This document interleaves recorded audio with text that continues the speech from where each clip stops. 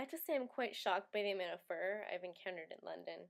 Most Londoners I spoke to before arriving told me that it's quite frowned upon and offensive. Oxford, Camden, you name it, there are women wearing giant, ostentatious furs. And they're not subtle pelts either. Like I'm talking chubby, fox furs, coyotes, big baggy cuts, broad shoulders. But the question of whether fur is appropriate or not in London got me thinking about how controversial the subject matter is. I have a childhood friend, Jennifer Campbell.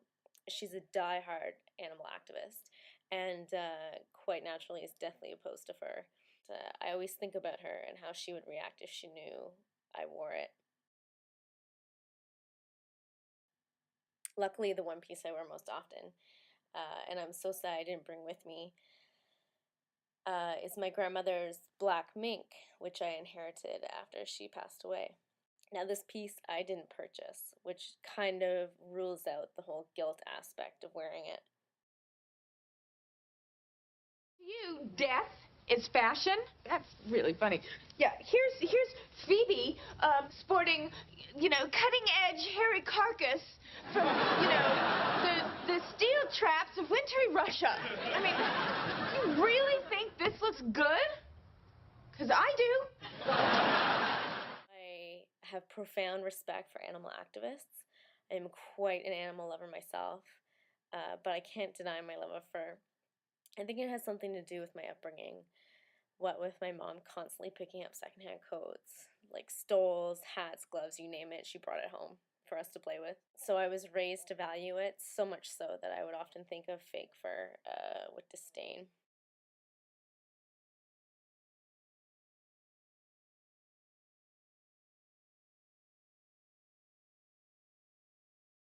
I remember an interview once that I saw with Stella McCartney, the British-born and bred designer. In this video, she's talking about how fur is completely barbaric. She doesn't use any animal product or byproduct, and she's turned out such amazing textures that don't look anything like the cheap synthetic fur that we're all familiar with.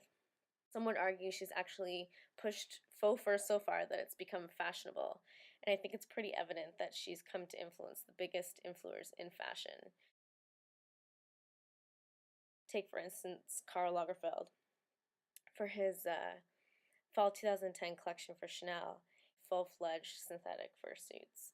Now, of course, he's always wanted to incorporate a little tongue-in-cheek humor into his fashions, but I think this collection really spoke of Stella's efforts to make fur uncool.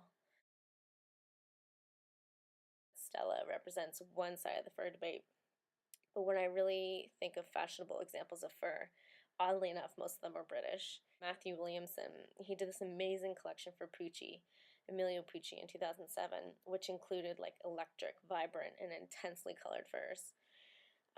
They were insane, really.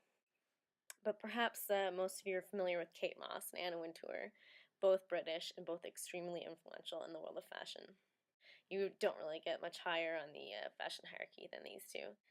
Anna especially, the editor of American Vogue, and perhaps the biggest supporter of fur in the fashion industry.